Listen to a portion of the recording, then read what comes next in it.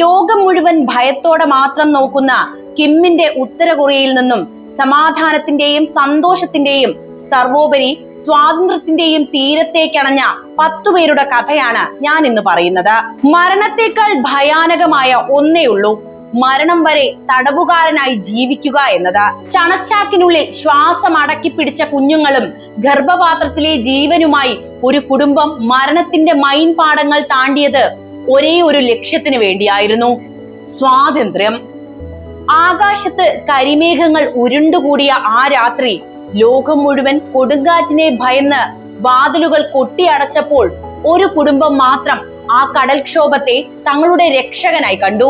10 വർഷത്തെ നീണ്ട കാത്തിരിപ്പും നിഗൂഢമായ തയ്യാറെടുപ്പുകളും ഒരു ബോട്ടിന്റെ എഞ്ചിൻ ശബ്ദത്തിലേക്ക് ചുരുങ്ങിയ നിമിഷം. ഒരു വശത്ത് ഉത്തര കൊറിയയുടെ തോക്കിൻ മുനകളും മറുവശത്ത് ചുവടുപിഴച്ചാൽ ചിന്നിച്ചിതറുന്ന മൈൻ പാടങ്ങളും. 5 മാസം ഗർഭിണിയായ യുവതിയും 4 വയസ്സുകാരനും അടങ്ങുന്ന 9 പേരുടെ വിധി ആ രാത്രിയിലെ ഇരുണ്ട തിരമാലകൾക്ക് മുകളിലായിരുന്നു. സ്വന്തം പിതാവ് പകർന്നു നൽകിയ സ്വപ്നത്തിനായി ഇളയ സഹോദരൻ തന്റെ ജീവിതത്തിലെ 10 വർഷം ഒരു മീൻപിടുത്തക്കാരനായി വേഷം കെട്ടി പഠിച്ചെടുത്തത് എങ്ങനെ മരണത്തെ തോൽപ്പിക്കാം എന്നതാണ്. ഒടുവിൽ അവർ സ്വാതന്ത്ര്യത്തിന്റെ തീരമണഞ്ഞുവെങ്കിലും ആ വിജയഗാഥയ്ക്ക് പിന്നിൽ കണ്ണീരിൽ കുതിർന്ന ഒരു വലിയ ത്യാഗത്തിന്റെ കഥ കൂടിയുണ്ട്. സ്വന്തം കുടുംബത്തെ വെളിച്ചത്തിലേക്ക് എത്തിച്ച് ഇരുളിലേക്ക് മറഞ്ഞുപോയ ഒരു നായകന്റെയും ആ വേർപാടിലും തളരാത്ത ഒരു കുടുംബത്തിന്റെയും അതിജീവനത്തിന്റെ കഥ ഇവിടെ തുടങ്ങുന്നു. ഉത്തര കൊറിയ എന്ന ഇരുമ്പറയ്ക്കുള്ളിൽ നിന്നും സ്വാതന്ത്ര്യത്തിന്റെ സന്തോഷത്തിന്റെ തീരത്തേക്ക് അതിസാഹസിക യാത്ര നയിച്ച ഒരു കുടുംബത്തിലെ അതിജീവന കഥയാണ് നമ്മൾ പറയുന്നത്. 10 വർഷം മുൻപ് ഒരു പിതാവ് തന്റെ മക്കൾക്ക് നൽകിയ ഒരു സ്വപ്നമായിരുന്നു അത്: സ്വാതന്ത്ര്യം. പക്ഷേ ആ സ്വപ്നം പൂവണിയുന്നത് കാണാൻ അദ്ദേഹം കാത്തു നിന്നില്ല. അദ്ദേഹത്തിന്റെ മക്കളായ കിമ്മിൽ ഹോക്കും കിമിയെ ഹോക്കും ആ ലക്ഷ്യം ഉപേക്ഷിച്ചതുമില്ല. ഉത്തര കൊറിയയുടെ മണ്ണിൽ നിന്ന് രക്ഷപ്പെടുക എന്നത് മരണത്തെ മുഖാമുഖം കാണുന്നതിന് തുല്യമായിരുന്നു. എന്നിട്ടും ഇളയ സഹോദരൻ ഈ ഹോക്ക് ആ ദൗത്യം ഏറ്റെടുത്തു. കടൽ മാർഗം രക്ഷപ്പെടാനായി മാത്രം അദ്ദേഹം തീരപ്രദേശത്തേക്ക് താമസം മാറുകയും മീൻപിടുത്തം പഠിക്കുകയും ചെയ്തു. തന്റെ ഓരോ നീക്കവും സുരക്ഷാ ഉദ്യോഗസ്ഥരുടെ കണ്ണിൽ പെടാതിരിക്കാൻ അദ്ദേഹം ഉദ്യോഗസ്ഥർക്ക് കൈക്കൂലി നൽകിയും സൗഹൃദം സ്ഥാപിച്ചും ഒരു മീൻപിടുത്തക്കാരനായി വേഷം കെട്ടി. ആ 10 വർഷവും അദ്ദേഹം ചെയ്തത് യഥാർത്ഥത്തിൽ അതിർത്തിയിലെ പെട്രോളിംഗ് രീതികൾ പഠിക്കൽ തന്നെയായിരുന്നു. 2023 മെയ് 6-ാം തീയതി രാത്രി ആകാശത്ത് കരിമേഘങ്ങൾ ഉരുണ്ടുകൂടി ഒരു കൊടുങ്കാറ്റിനുള്ള ലക്ഷണങ്ങൾ കാണിക്കുന്നുണ്ട്.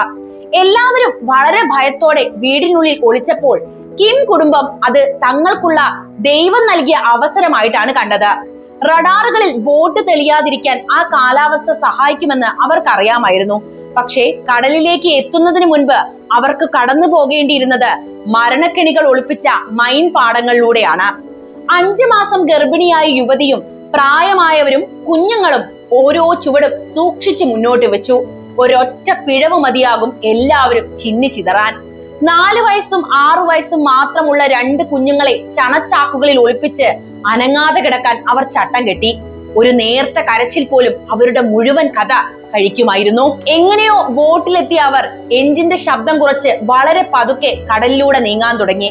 എന്തോ ഒരു അവശിഷ്ടം കടലിൽ ഒഴുകി നടക്കുന്നു എന്ന റഡാറിൽ തോന്നിപ്പിക്കാൻ വേണ്ടിയായിരുന്നു ആ വേഗത കുറവുണ്ടാക്കിയത്.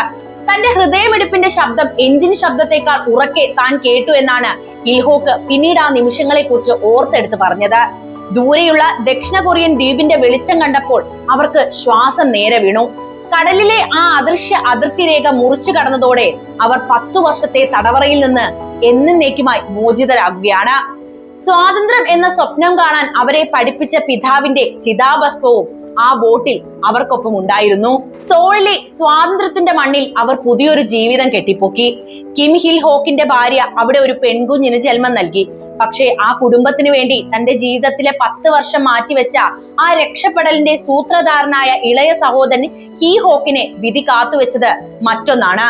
സോളിലെത്തി വെറും 19 മാസങ്ങൾ തികയുമ്പോൾ ഒരു സ്ക്യൂബ ഡൈവിംഗ് അപകടത്തിൽ അദ്ദേഹം മരിച്ചു. തന്റെ കുടുംബത്തെ മുഴുവൻ വെളിച്ചത്തിലേക്ക് നയിച്ച ആ നായകൻ ഇരുളിലേക്ക് മറഞ്ഞു. 2026 മാർച്ചിൽ ഇൽഹോക്കിന് രണ്ടാമതൊരു മകൾ കൂടി പിറന്നു. തന്റെ സഹോദരൻ നൽകിയ ജീവൻ ഇന്നും ആ കുടുംബത്തിലൂടെ തുടരുകയാണ്. ഉത്തര കൊറിയൻ ഏകാധിപത്യത്തിന്റെ പേടി സ്വപ്നങ്ങളെ അതിജീവിച്ച ആ 9 പേർ ഇന്നും ലോകത്തോട് പറയുന്നത് മനുഷ്യന്റെ അടങ്ങാത്ത സ്വാതന്ത്ര്യദാഹത്തിന്റെ കഥയാണ്. കിമ്മിന്റെ ഇരുമ്പു ചങ്ങലകളെ പൊട്ടിച്ചെടുത്ത് സ്വാതന്ത്ര്യത്തിലേക്ക് നടന്നു വന്ന ഒരു കുടുംബത്തിന്റെ കഥയാണിത്. ഈ കഥയെക്കുറിച്ച് നിങ്ങൾക്ക് എന്താണ് പറയാനുള്ളത് എന്ന് കമന്റ് ആയിട്ട് രേഖപ്പെടുത്തുമല്ലോ.